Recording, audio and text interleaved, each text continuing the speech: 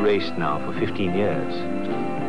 But since I came back to live here in Argentina, where I was born 60 years ago, I like to come now and then to this track, just to, well, to feel myself young again. All these kids are neither my children nor my nephews. They are the few fans I have left. This is an old Chevrolet I put together with my brother bit by bit during our spare time. Because before I became a racing driver, I was a mechanic.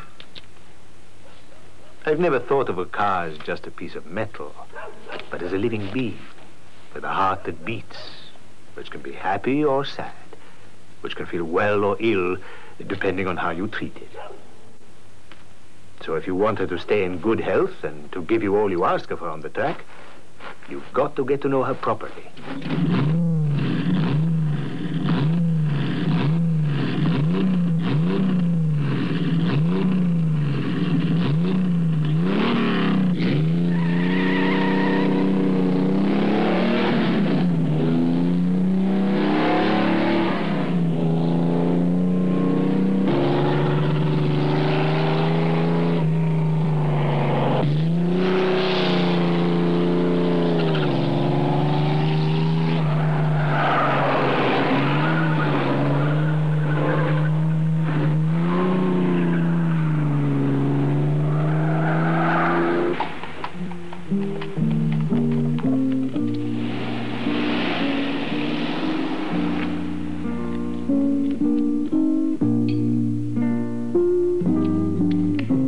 It was with this car in 1940 that I won my first big race here in Argentina.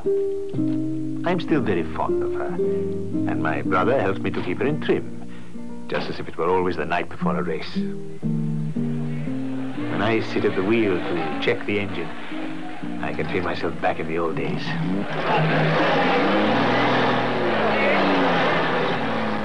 At that time, you could hardly call it a circuit. It was just beaten earth, dust, and mud. The engines were all the early series, almost all Fords or Chevrolets, which could do around 95. Modifications were forbidden.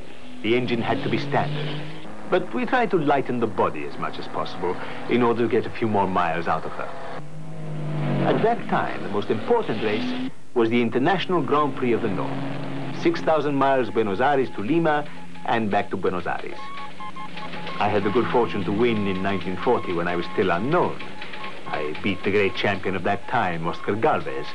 So when I took part in the Buenos Aires to Caracas race in 48, all the press, the radio, and the papers made a fuss of me as if I were the favorite of the day. I began well enough, but then I ran out of luck. I'd had a lot of engine troubles and too many nights without sleep doing repairs. I was almost asleep at the wheel, and I ran off the track about 400 miles from Lima. My mechanic and friend, Daniel Urrutia, was killed.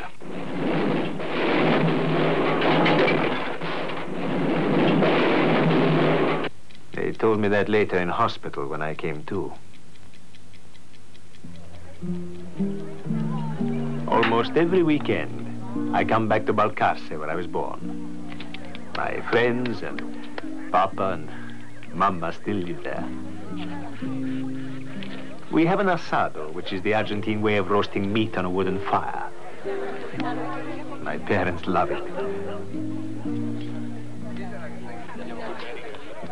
While we wait for the food, we look at all the old family photographs, which my mother keeps locked up and takes out only on important occasions. There were 6 of us in our family, 3 boys and 3 girls. That is me when I was 3 with one of my sisters. That is the boss of the workshop where I had my first job as a mechanic when I was 13. That is the first car I'd saved up to buy when I was 17. That is the second, the Plymouth. It was a taxi at first. I converted it myself and I used it in my first race. That is me at 20 in my 3rd race at Necochea. And that is my good old mechanic, helping me to hang on to the road at the curve. At that time, we used to race like a little family. We were all chums, and the winnings were more than anything just the satisfaction of coming first. No one was rich enough to be able to buy a new car. They were all old carts, which we put in order and got to go more by miracle and hard work, so as to kid ourselves that we had a real racing car. But the roads then were quite something. No asphalt, full of holes. You had to have real courage. And our parents thought we were mad. Perhaps they were right, because every now and then one of our chums would get killed. Papa, of course, was not at all happy at me racing. But even though it really hurt him, he never forced me to give it up. This was my first serious race. 200 miles on a closed circuit. I was number 11, driving a Ford V8, which could do more than 125 an hour. There was a nasty crash. 2 of the best drivers of their day got killed. Mama was always terrified when I raced, but she never let on. She knew that racing was my whole life, and that's all there was to it. Mama is used to suffering in silence. She was born here in Argentina, but her parents were poor immigrants from the Abruzzi in Italy. When she married Papa, they had absolutely nothing in the house. And when the children started to come, she had to work 12 hours a day to help Papa keep the family going. Papa was born in Italy at Castiglione Massimmarino, in the Abruzzi. My grandfather brought him here when he was 7, and he'd never yet tasted meat. All he ever had was polenta, always polenta. And without salt, because salt cost too much. Poor Papa. Maybe it's for that reason that he's so fond of our asado, our roast beef.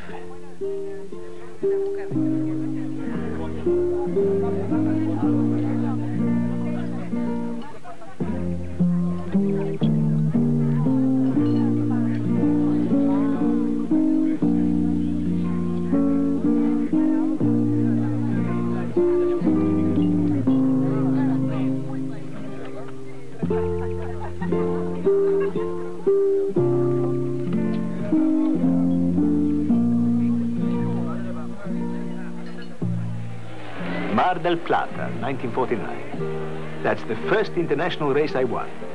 Ascari, Vidoresi, Farina, all the European champions were taking part. All the giants I'd heard people talking about. It was that victory which convinced the government and the Argentine Automobile Club that I was now ready to race in Europe. When I won in one of the first post-war Maseratis, the whole of Balcarce came to support me. It carried me in triumph. But Papa and Mama were not there. They never used to see me race. They never asked who had won. They only asked if the race was over.